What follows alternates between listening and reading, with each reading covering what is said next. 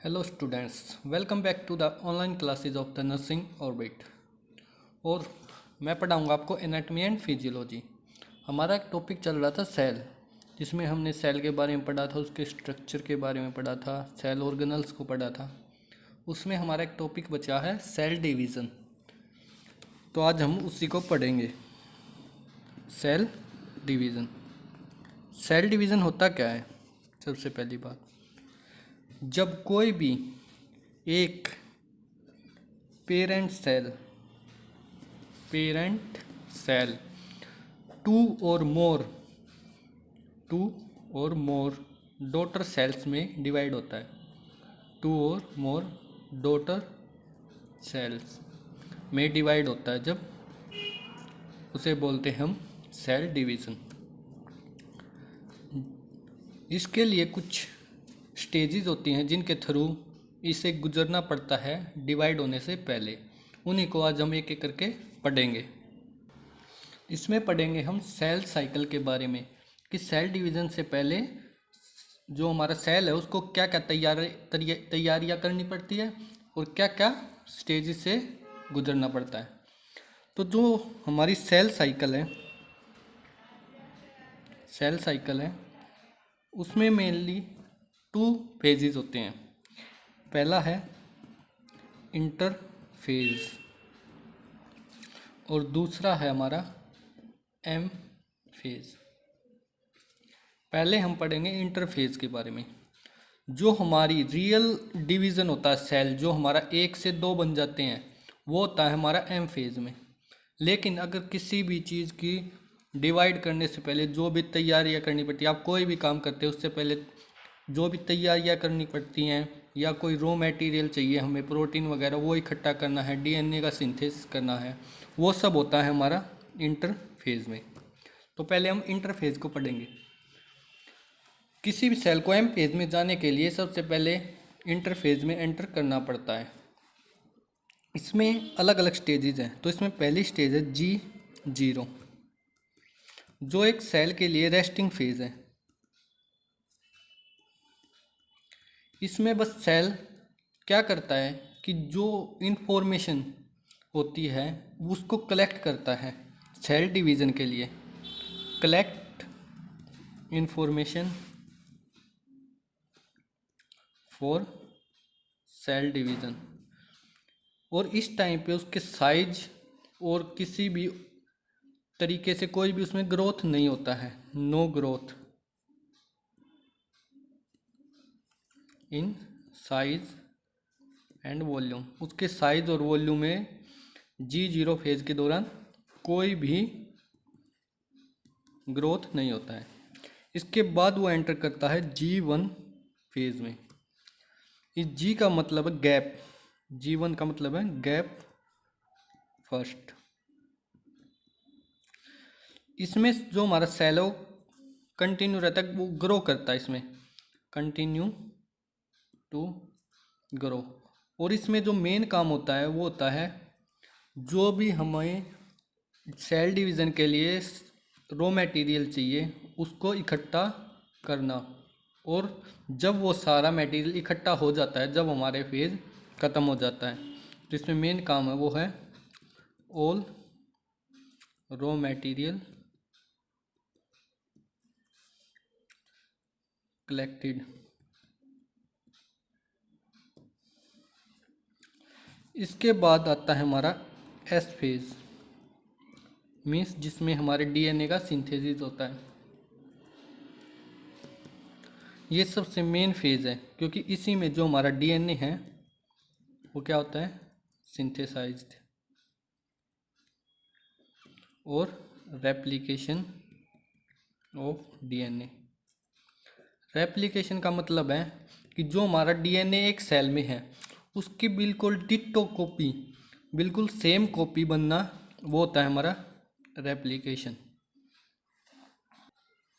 इसके बाद आता है हमारा G2 फेज, यानी कि गैप फर्स्ट था, ये गैप सेकंड फेज। इसमें क्या है कि जो हमारा कंटिन्यू ग्रोथ हो रही थी सेल की वो सेम चलेगी, कंटिन्यू सेल ग्रोथ।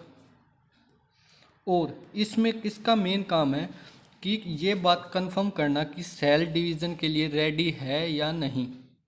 मीन्स उसके पास सारा जो रॉ मटेरियल कलेक्ट हो चुका है, डीएनए सिंथेसाइज्ड हो चुका है, रेप्लिकेशन हो चुका है, और वो जो हमारा अगला फेज़ है एम फेज़, उसमें एंटर कर सकता है या नहीं।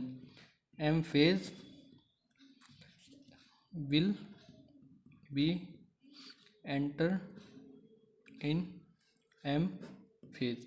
ये चेक किया जाता है कि जो हमारा सेल है वो एम फेज़ में एंटर कर सकता है या नहीं। अब यहाँ पर एक वर्ड आता है चेक पॉइंट।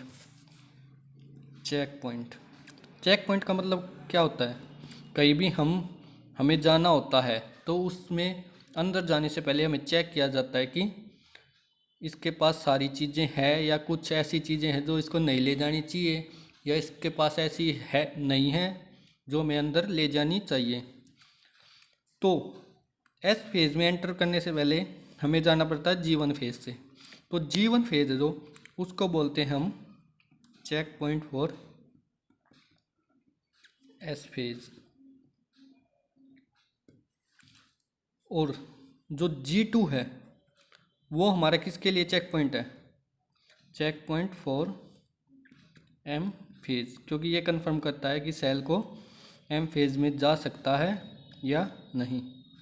तो हमारे दो चेक पॉइंट होते हैं, एक होता है हमारा G1 जो एस फेज़ के लिए है, और एक होता है हमारा एम फेज़ के लिए जो है G2 फेज़। अब बात करते हैं एम फेज़ की। एम फेज़ में हमारे दो प्रोसेस होते हैं, एक है माइटोसिस और एक मियोसिस। इनके डिफरेंस के बारे में हम इसके बाद पढ़ेंगे। अभी पढ़ेंगे हम माइटोसिस मेनली। इसमें क्या क्या होता है? अगर कोई सेल G2 फेज़ के बाद एम फेज़ में एंटर करता है और माइटोसिस के प्रोसेस से वो डिवाइड होता है, तो उसमें क्या क्या होता है? माइटोसिस के अंदर आते हैं 4 फेज़। पहला है प्रोफेज़, दूसरा है मेटाफेज़, तीसरा है एनाफेज़, और चौथा है टेलोफेज़। अब इन एक एक करके इन फेजेस के बारे में पढ़ते हैं क्या होते हैं। तो सबसे पहले आता है हमारा प्रोफेज़। ये हमारा लार्जेस्ट फेज़ होता है, सेल डिवीज़न के दौरान लार्जेस्ट फेज़ होता है हमारा। इसमें क्या होता है? जैसे ये हमारा सेल है जो जिसको डिवाइड होना है, इसका डीएनए सिंथेसिस वगैरह हो चुका है। तो जो पहला फेज़ होता है इसमें क्या होता है? जो हमारी न्यूक्लियर मेम्ब्रेन होती है और जो न्यूक्लियस होता है, ये क्या होती है? गायब हो जाती है, मीन्स ख़त्म हो जाती है, इनविजिबल हो जाती है। तो जो हमारा न्यूक्लियस के अंदर जो मटेरियल होता है वो हमारे साइटोप्लाज्म में तैरता है, नॉर्मली मिक्स हो जाता है, वो दिखाई नहीं देता। इसीलिए जो हमारी न्यूक्लियस मेम्ब्रेन है वो गायब हो जाती है, और जो हमारे क्रोमोसोम वगैरह होते हैं वो साइटोप्लाज्म के अंदर ही दिखाई देते हैं। ये होता है हमारा प्रोफेज़। इसके बाद आता है हमारा मेटाफेज़।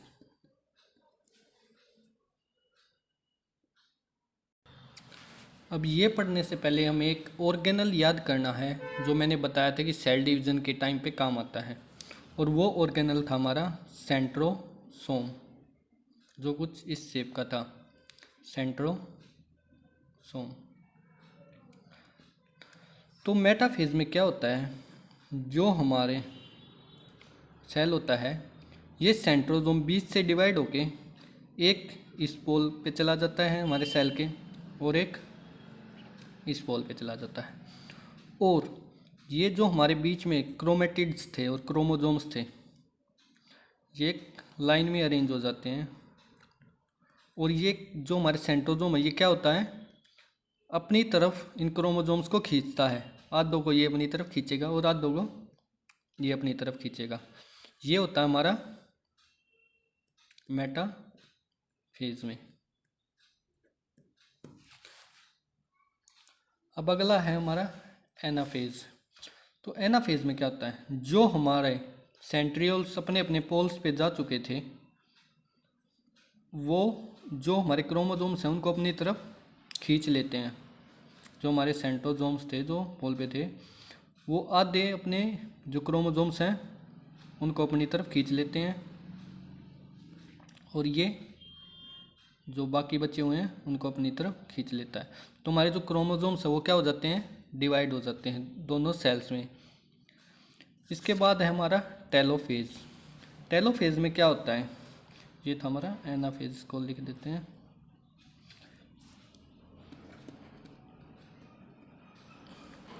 अगला था हमारा लास्ट टेलोफेज। इसमें क्या होता है, जो हमारा सेल है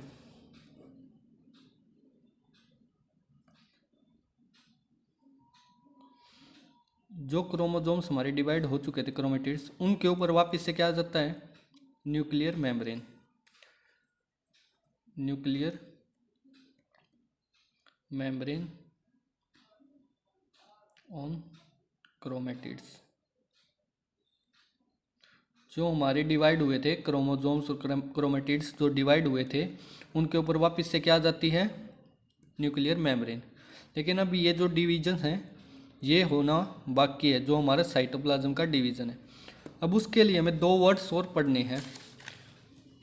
एक है कैरियोकाइनेसिस और एक है साइटोकाइनेसिस। ये क्या होते हैं, जो कैरियो वर्ड यूज होता है वो होता है हमारा न्यूक्लियस के लिए, और साइटो वर्ड है वो है हमारे साइटोप्लाज्म के लिए। यहाँ पे जब हमारा न्यूक्लियस डिवाइड हो रहा था, तो उस प्रोसेस को बोलते हैं हम कैरियोकाइनेसिस। अब जो हमारा न्यूक्लियर मेम्ब्रेन दोनों ओर आ चुकी है, और जो हमारा साइटोप्लाज्म जो पूरा एक था पहले जब सेल कंप्लीट था, अब वो साइटोप्लाज्म ही 2 साइटोप्लाज्म में डिवाइड हो जाएगा, क्योंकि अब ये डिवाइड होंगे तो ये अलग अलग सेल बन जाएंगे। तो हमारा साइटोप्लाज्म ही डिवाइड हो गया, तो उस प्रोसेस को बोलते हैं हम साइटोकाइनेसिस। ये थी हमारी जो सेल साइकिल है। अब पढ़ना हमें जो हमारे 2 मेथड्स थे सेल डिवीज़न के, मेथड्स ऑफ सेल डिवीज़न। जो हमारे सेल डिवीज़न के मेथड्स थे वो कौन कौन से थे, माइटोसिस और मियोसिस। अब इन दोनों के बारे में हमें डिफरेंस पढ़ना है। तो सबसे पहले हम ये देखते हैं कि जो हमारा माइटोसिस है वो किन सेल्स में होता है और मियोसिस किन सेल्स में होता है। तो जो हमारा मियोसिस है वो होता है हमारा ओनली जो हमारे गैमेट सेल्स होते हैं, मीन्स जो हमारे स्पर्म और ओवा मीन्स ओवम होता है, उसमें जो डिवीज़न होता है वो होता है हमारा मियोसिस के प्रोसेस से। और जो बाकी के हमारे ह्यूमन बॉडी सेल्स हैं, all human body cells except gamete cells, वो किस प्रोसेस से डिवाइड होते हैं, माइटोसिस से। अब इनमें डिफरेंस क्या है, जो मेन डिफरेंस है वो है डिवीज़न ऑफ क्रोमोसोम्स। जब इसमें 2 सेल डिवाइड होते हैं तो जो उनमें क्रोमोसोम्स होते हैं वो सेम रहते हैं। मीन्स अगर नॉर्मल जो ह्यूमन बॉडी के अगर कोई भी सेल है उसमें मैंने कितने बताए थे, 46 क्रोमोसोम्स होते हैं। तो ये जो भी कोई पेरेंट सेल है वो 2 डॉटर सेल्स में अगर डिवाइड होगा तो इसमें भी हमारे 46 क्रोमोसोम होंगे और इसमें भी 46 क्रोमोसोम होंगे। लेकिन अगर बात करें हम मियोसिस की, तो इसमें जो हमारा एक पेरेंट सेल होता है जो वो 2 डॉटर सेल्स में डिवाइड होता है, इसमें अगर 46 क्रोमोसोम है तो इसमें होंगे 23 क्रोमोसोम और इसमें होंगे 23 क्रोमोसोम। और इसीलिए जो हमारा स्पर्म और ओवा जब ये मिलते हैं तो 23 + 23, तो नॉर्मल फिर ह्यूमन बॉडी जो वो जाइगोट बनता है उसमें कितने हो जाते हैं, 46 क्रोमोसोम। तो इसमें है chromosome divide in same number as in parent cell. लेकिन इसमें क्या होता है, chromosomes are divided half in each daughter cell. तो ये है मेन डिफरेंस माइटोसिस और मियोसिस में। अब कुछ टर्म्स रह गई थी हमें जो पहले सेल में पढ़नी थी, जो मेन दो टर्म्स हैं। एक है हमारी एंडोसाइटोसिस और एक है एक्सोसाइटोसिस। ये क्या होता है एक बार इनको देख लेते हैं। जब कोई भी सब्सटेंस या मॉलिक्यूल सेल से बाहर जाता है, सेल से बाहर जाता है, उसको बोलते हैं, उस प्रोसेस को बोलते हैं हम एक्सोसाइटोसिस, आउटसाइड फ्रॉम सेल। और जब भी सेल किसी चीज़ को अपने अंदर लेता है, जिसको बोलते हैं हम एनगल्फ करना, किसी मॉलिक्यूल या किसी बैक्टीरिया को अपने अंदर लेता है, एनगल्फ करता है, उस प्रोसेस को बोलते हैं हम एंडोसाइटोसिस। इसमें दो आते हैं, एक होता है फैगोसाइटोसिस और एक होता है पिनोसाइटोसिस। फैगोसाइटोसिस मतलब किसी बैक्टीरिया को या किसी भी सॉलिड सब्सटेंस को अपने अंदर एनगल्फ करना, उसे बोलते हैं हम फैगोसाइटोसिस।